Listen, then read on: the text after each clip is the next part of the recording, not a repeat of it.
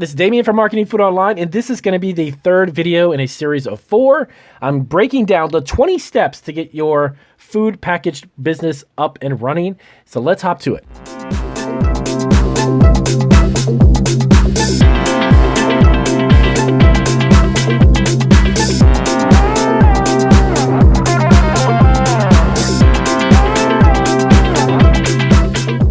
All right, so let's get to it. I'm going to give you steps 11 through 15. This is Marketing Food Online, and I am Damien. I am excited to bring you this 20 steps on how to get a packaged food business up and running. I tried to break it down into 4 videos. I had 5 simple steps in each of the videos, and I try to do that so I don't put you guys to sleep watching a very long video. So we're going to hop into steps 11 through 15. And again, these are very to the point and very simple steps that you can take. Now, I'm not going to tell you running a business. I've been an entrepreneur now for over a decade. It's not a simple task to do, but this was going to be a great list of steps and some tips to help you get through it.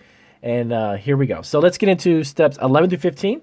So next up, you want to find a good way to actually kind of meet other food entrepreneurs and get an idea of the local food business is to find a local group of other types of food businesses similar to yours. You can do that through Small Business Administration. You could do that through some local e-commerce or even commerce businesses in the area. But partnering up with some existing small food businesses, maybe they're not necessarily producing the same product that you're making. If you're into the business of making snacks and you find a great candy business, take a look at what they did. You can go over and introduce yourself, find out how they got started. It's always great to get some feedback and to get some tips and pointers from people in the area close to you who are actually doing this day in and day out. And it's a great way to get a chance to get in touch with local food businesses because it also may give you an opportunity to do business with them. So the networking aspect of local food producers and food businesses in your area can be a huge asset to you as well.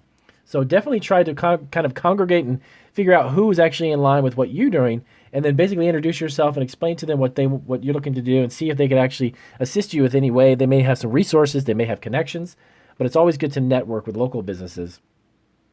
All right, so number 12, find really good sources of your ingredients, okay?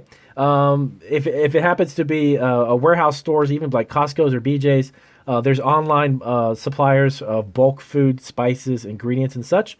Even food service distributors can be great when it comes to, and it's always important. This is actually something I did a specific video on deliberately, just nothing but about this topic. But finding multiple sources to get your ingredients or packaging or anything, any aspect of having your food product produced or made, especially when you're the one making it. Don't rely specifically on one source for, flour or one source for sugar or specialty spice or whatever it may be. Always have a backup because sometimes those suppliers may be out. And if you're in a bind and you really need to get a particular ingredient or something to that effect up and running and you need to get the product out, relying on one source is not a good idea. I do not recommend that. So finding the sources for that packaged food product is definitely something you need to do. It's really easy. Nowadays, it's fantastic because the internet, being online, you can find numerous suppliers for the same product or same ingredient. I highly recommend you do a little research and then do that.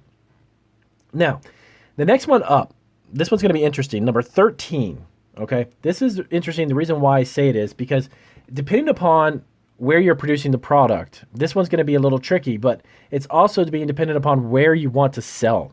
Now, if you're producing a product in a commercial kitchen, this tip is going to be perfect for you. Now, if you're out of your home, this may be kind of limiting because you normally can't sell to them.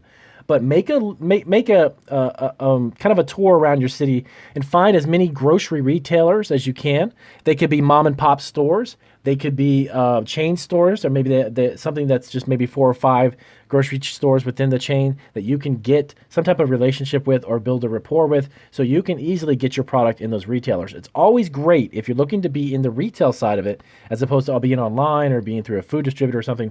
If you want to make the product in a commercial kitchen and sell directly to a retailer, you want to kind of create kind of a database, if you will, of all of the stores in the area that you could potentially do business with. Don't rely on just going to maybe 1 or 2 stores. You need to go to about a dozen, okay? Because about 6 of them are going to say no. And the other 6 may potentially say yes, but we're going to just try it out.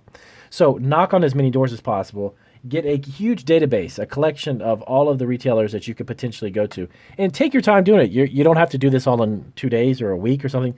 Take a couple of months to make your rounds to each of these stores, introduce yourself, explain to them what you're doing. But having a local list of retailers that you have a product in is actually easier for you to then go approach a big chain. Or if you go to one of these conventions or a food expo and people are buyers are looking to place an order with you, they're like, well, where are you now, Damien? Are you in any stores? Well, then you can say, yeah, I'm actually in like a dozen stores in my town, my little city that I'm in. I've been doing really well locally, and I'm looking to expand. That makes you look fantastic in front of their eyes. So try to get as many local retailers as possible. And remember, it's a patience tester. You got to just be patient, but be persistent. You got to keep knocking on as many doors as possible. That I've always recommended that. Before I got into retail stores with our candy, I think it was about 8 or 9 different companies before I finally found one that actually opened the door for us. If I remember right, this is quite a few years ago. This is when we first started. So yeah, definitely do that. You want to find some retailers within your area. Now, next up, this is another one that I am excited and I love to talk about because it's a huge way to pitch your product, and it's an important aspect of pitching your product. And I actually did a video as well on this topic, and I even gave some examples, is a sell sheet.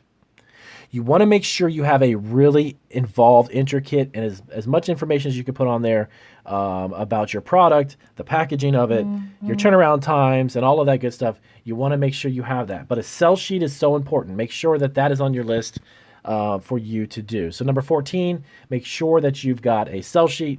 And by the way, if you don't know how to put one together, I'll have a link down in the description to help you out. There are some great sources you can actually outsource and have someone do it for you.